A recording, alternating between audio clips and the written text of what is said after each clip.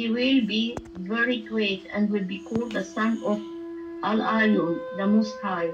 Yahuwah will give him the throne of his ancestor Dawood, and he will reign over Yasha'al forever.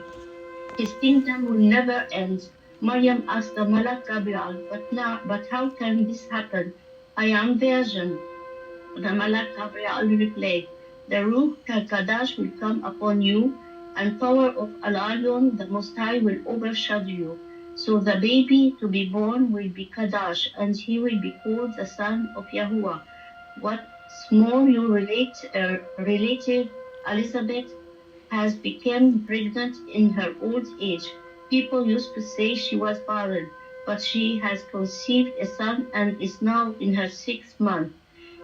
Maryam conceived Yahusha in the 7th month, just as Sarah conceived Yitzhak in the same 7th month.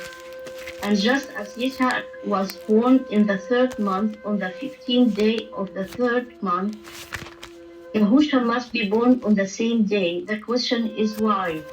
Let us talk about what is the first fruits, the second first fruits, and the renewal of the covenant in the appointed times of Yahuwah. When we look at the feast of Yahuwah and the agricultural seasons in the scriptures, we see that they are not just agricultural seasons, but prophetic announcements that reveal the plan of Yahuwah throughout history, the first harvest and the second harvest. The first fruits and the second first fruits are connected to the covenant, the promise, and salvation. In the first month, the month of Abib, the barley harvest begins, and this was the first harvest of the agricultural year. Therefore, Yahuwah commanded that the first fruits of the barley be presented first before him, before the people eat from the new crop. As it is written, speak to the children of Yasharal and say to them, when you come into the land which I give you and reap its harvest, you shall bring in sheaf of the first of your harvest to the priest, and he shall wave the sheaf before Yahuwah for your acceptance. On the morrow after the Shabbat, the priest shall wave it. Leviticus 23:10-11. It also says, and bread or parched grain or fresh grain you shall not eat until this same day, until you bring the offering of your Elohim. It is a statute forever in your generations in all your dwellings. Leviticus 23:14. This was the first fruits, the first fruit and of barley, the first produce that comes out of the land after the death of winter. Therefore, it was presented to Yahuwah before the human being benefits from it. But this first fruits also carried a greater prophetic meaning. Paul wrote, but now the Mashiach has been raised from the dead and has become the first fruits of those who have fallen asleep. 1 Corinthians 15:20. He also says, but each one in his own order, Mashiach the first fruits, then those who belong to the Mashiach at his coming. 1 Corinthians 15:23. Just as the sheaf of barley was lifted first before Yahuwah, so also Yahusha became the first fruits of those who sleep, the first of those who rise to open the way before him for the full harvest that comes after him. And after the presentation of the barley first fruits, the counting towards the Feast of Weeks begins. And you shall count for yourselves from the day after the Shabbat, from the day you bring the wave sheaf, 7 complete weeks shall be. Until the day after the 7th Shabbat, you shall count 50 days. Leviticus 23:15-16. And at the end of these weeks comes the wheat harvest, and you shall keep the Feast of Weeks, the first fruits of the wheat harvest. Exodus 34:22. And here we reach the second first fruits.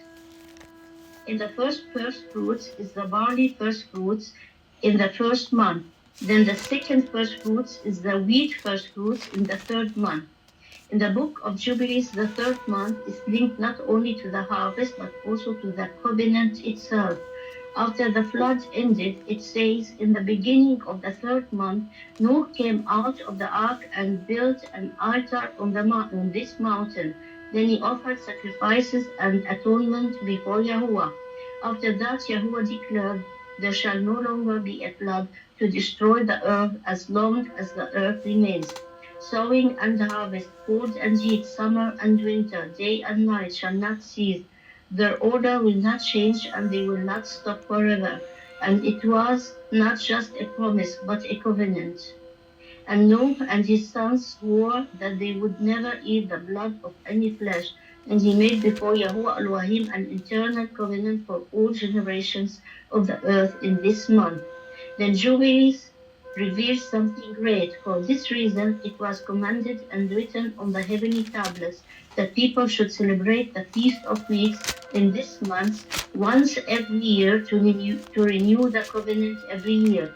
It is also says it is the Feast of Weeks and the Feast of First Fruits. The feast is two feasts and has two aspects. So the Feast of Weeks is not only a wheat harvest festival, but also a covenant renewal feast. And it doesn't stop with Noah. In Jubilees, we read, and Abraham made a great feast in the third month, in the middle of the month, on the day that Isaac was born, not on any ordinary day, but in the middle of the third month, the very same day connected to the Feast of Weeks and the Feast of First Fruits. And Isaac was not an ordinary son. He was the son of promise. He was the son from whom the covenant seed came.